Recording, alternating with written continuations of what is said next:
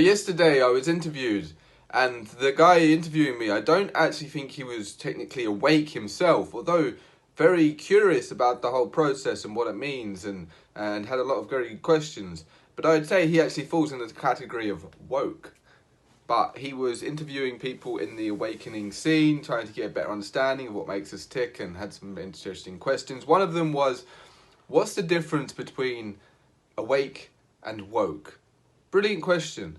And I say simply, like, the easiest way to boil it down is that people that are woke, in my opinion, might be aware that the government's corrupt in certain areas. They might have begun the very beginning stages of an awakening journey. However, they very quickly get taken off and put to one side and given some things to be outraged about that just so happen to play into the bigger agenda of what's happening here with the, trying to enslave humanity and this grander scheme that's going on here. So people that become woke, they get upset about, like, for example, the environment, and they think the answer to the environmental issues is actually things like renewable energy, and things like that, and it's very much misguided, and a lack of understanding of how renewable energy works and how our current energy infrastructure works and how oil works and how it's very crucial for us to have fossil fuels and how it's actually not so bad for the environment, how CO2 is not that bad for the environment, and so on and so forth. It's, they wake up and, oh my god, CO2 is a problem, we need to get rid of people or tax them or have no cars or whatever and have less freedom and less fun.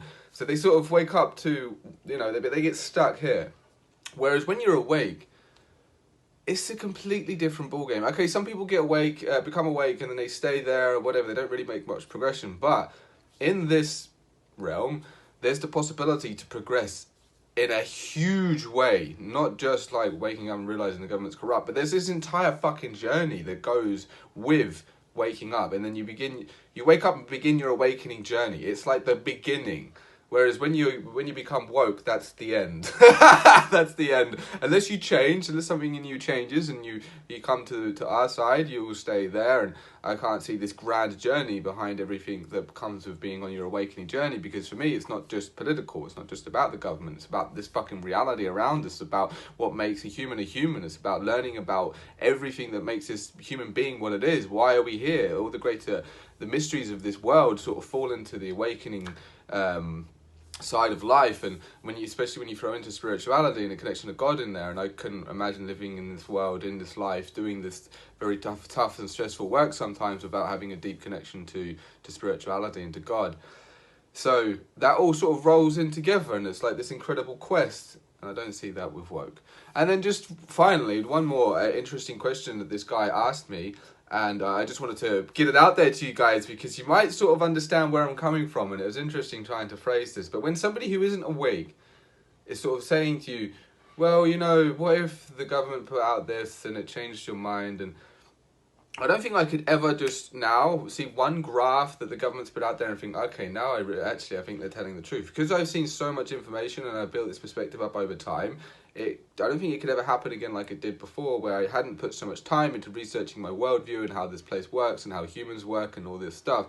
So I don't ever really think you can become unawake. But trying to explain that to someone is interesting. And now I've thought about it some more, and I'm like, trying to, or once you are awake, it's like discovering that the colour orange is orange.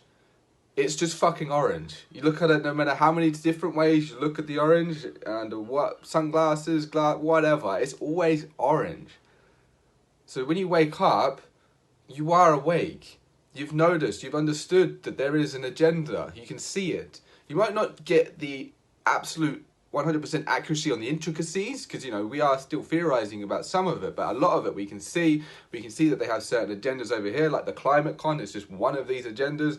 We want to try and enslave people via these control mechanisms, and we're going to use this propaganda.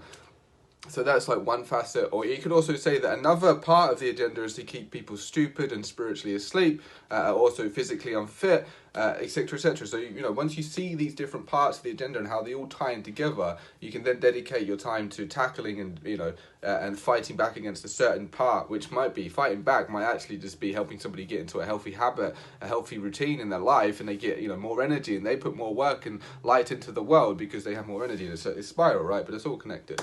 So these were just some of the interesting questions that I got asked.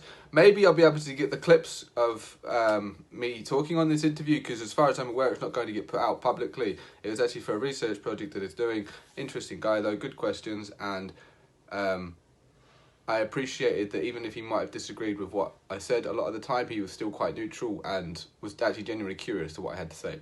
So there we are.